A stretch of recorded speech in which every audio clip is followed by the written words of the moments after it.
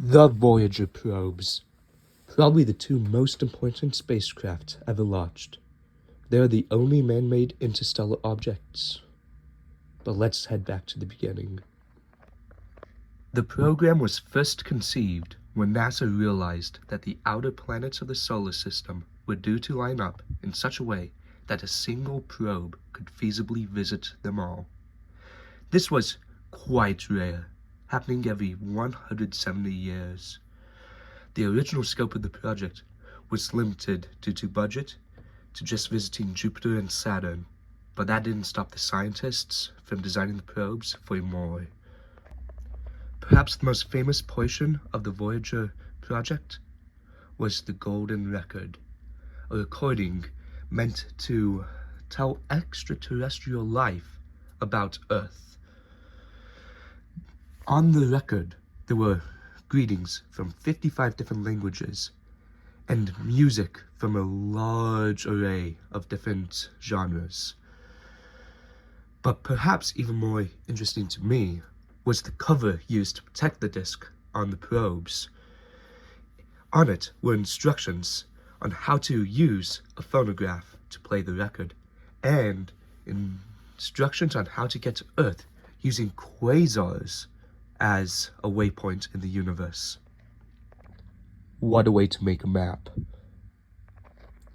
The scientists knew that it would be kinda useless because of the vast void between stars.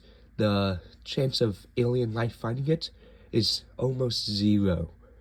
But that didn't stop the press from focusing on that. But NASA cared so little about it that when they finally held a press conference about the Golden Record, it was in a motel, separated by a thin wall from a Polish wedding. Of note, because the music could be heard throughout the entirety of the conference. When the launch finally came, the two Voyager probes were finished, and on August 20th, 1977, Voyager 2 was the first to launch. That's right, Voyager 2 came first. But months later, on September 5th, 1977, the second Voyager probe, Voyager 1, was launched into the stars. Voyager 1 reached Jupiter first, and was the one to discover the rings that surround Jupiter. Using Jupiter's gravity as a slingshot, it was accelerated towards the next planet in the system, Saturn. At Saturn, it discovered many things about the moons. Most significantly was the volcanic activity found on Io. Voyager 2 followed a similar path, utilizing the gravity of Jupiter and Saturn to throw it farther into the solar system.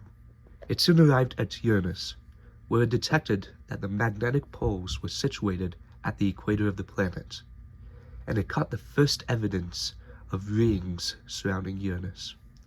As it moved on to Neptune, it discovered several moons.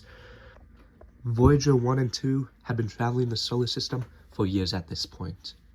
But as they left the solar system, they turned their cameras back toward Earth one last time to take the most important photo ever.